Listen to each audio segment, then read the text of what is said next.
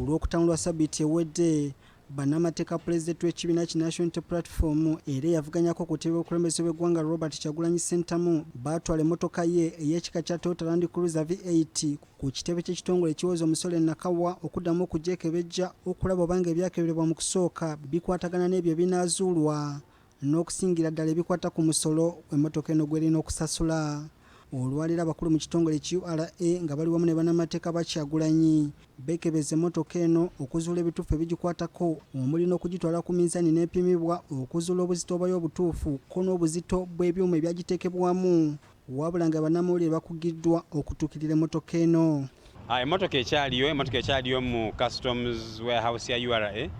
tukedde ku makya ne baleeta abakugu baabwe baleesa abakugu okuva mu URA ne baleeta aba SFC n'abalala okuva mu UPDF naffe nga weetuli emmotoka ne bagyekebejja ne balaba buli kye baadde baagala okulaba ekisembye kye tuva okukola bagitutte ku minzaani ne bagipima n'obunene obuzito bwayo ne babugjamu ne balaba obuzito bw'emmotoka ng'eri yokka n'obuzito bwa zoyinza okuyita accessories endala. Kye tulinze kwe kufuna ripooti kati entuufu nga bamaze ogiwandiika ku bivudde mu re-evaluation yaabwe balyoke batubuulire oba kwongerwako omusolo oba nedda. Munnamateeka wa Kyagulanyi Anthony Wameri agamba nti kibabuuseeko bwe batuse ku kitongole ekiwoza omusolo ne basangayo amagye ga UPDF nga nago gazze kwekebejja mmotoka eno. Kyagambye nti tebategeezeddwako ku kikola kino wabula n'ategeeza nga bakolaganye nabo obulungi mu kwekebejja emmotoka eno. Agamba nti emmotoka bw'ebanga eriko ama oba ebe yeetaaga okukiryaringibwa UPDF kye tutanaba kumanya olw'ensonga nti waliwo tteeka lyonna lye batulambise nti oba mu tteeka ne bwe liti emmotoka bw'eba eri amadi eteekwa kubanga eyita oba efuna clearance okuva mu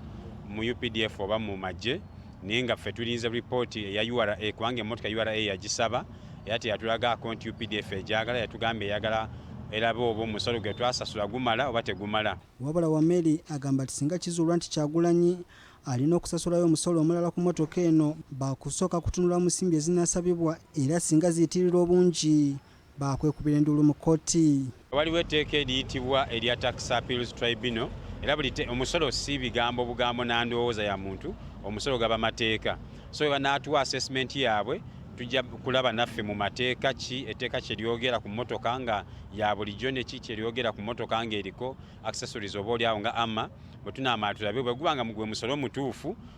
Kyagulanyi ajja kubanga agusasula bw'aba tasobola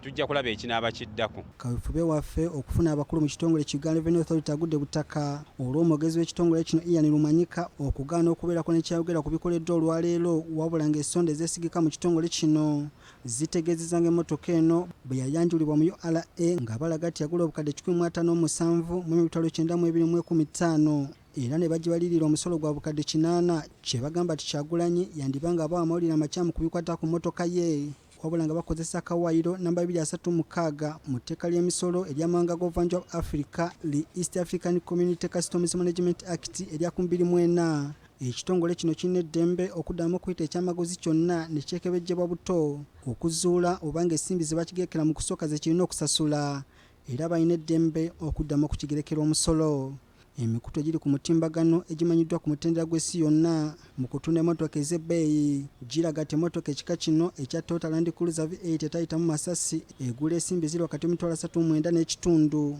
n'emitwalo 45 eza ddoola za Amerika nga mu Uganda ke kawumbi kamu obukadde 4 n'akawumbi kamu obukadde 6 wabula nga kisinziira ku kikola kyayo nga bwe guba gutyo kitegeeza nti emmotoka ya Kyagulanyi yandiddamu okugerekebwa omusolo ogukubisamu emirundi egiwera ku gwe yasasula mu kusooka. Robert Neswi Kayongo, BBC Fine Gambuzi.